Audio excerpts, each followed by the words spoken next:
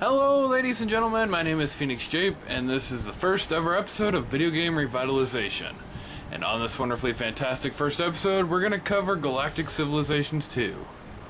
Now, before we get started, I just wanted to point out that this is not a review. There will be no scores given on this show. The point of my being here is to bring attention to beautiful games that have been overlooked or forgotten by much of the mainstream audience out there. Now, without further ado, let's get to Galactic Civ. I'll be using the Ultimate Edition for this video. It includes all the expansion packs. Let's get to some basic gameplay. From the start, one thing is obvious. At its core, Galactic Civilizations is a turn-based strategy game. Each of your units have a certain amount of moves they can make, and all research and construction projects have so many turns until completion. Let's talk about construction for a moment. All planets have a certain amount of construction slots that can be filled with different structures or districts. These things can have many different effects, like increasing your economy, which decides the amount of credits you have to spend, increasing your research, which allows you to obtain techs quicker, increasing your industry, which decreases build times, or increasing your influence, which will expand your borders. Without them, your empire is destined to crumble under your more competent competitors. In addition to these construction projects, there is also an option to create a starport. You can have one starport per planet. As you might have already guessed, starports are necessary for all forms of starship construction. We'll go into more detail about starships later. First, I would like to cover research. As one might expect, this game contains a very extensive tech tree. These techs tend to branch off into very specific playstyles. On one end, you may have a diplomatic and influential empire. On the other end, you may have an extremely industrialized and militaristic empire. There are also paths for things like economy and research. You are not, however, restricted to one path. You can be a very diverse civilization if you wish. In fact, the balance leader is often the strongest, but in the end, that choice is really yours. Now, as I promised, we'll discuss starship construction. There are numerous ships available that perform various tasks. For example, there are colony ships that help during early game expansion, and there are also troop transports that help during late game expansion.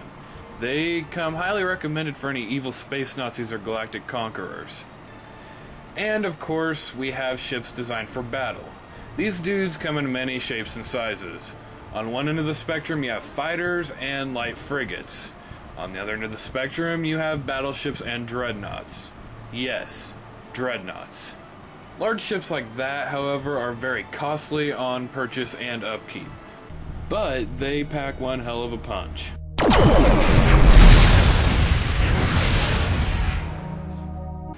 The best part of the shipbuilding process is the shipyard. On the shipyard screen, you can edit the look and equipment of already available ships, or select a hull and create a ship from scratch.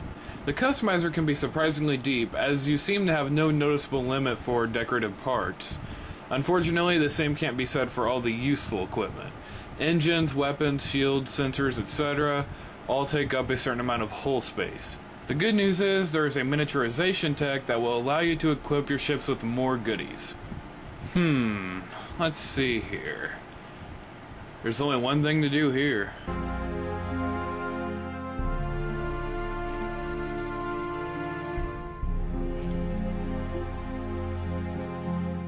Now to name it.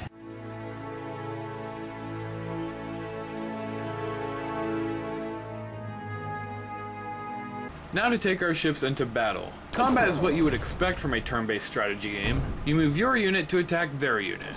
A brief animation plays, and boom! You're done. You also have the option to stack units on top of each other to form a fleet, assuming you have the required logistics points.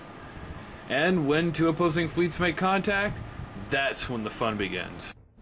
The game will cut away to an epic real-time battle scene between two spacefaring forces. You can finally see your beautiful creations turn your enemies into space rubble.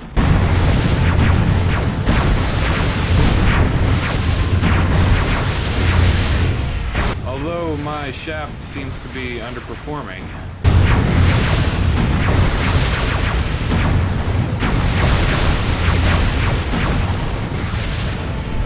And as expected, I explode prematurely.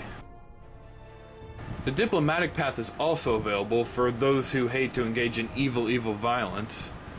The diplomacy screen is pretty standard for a game such as this. You can trade things like credits and techs or negotiate treaties and research agreements. What's really cool is how every year the United Planets Council gathers to vote on an often game-changing decision.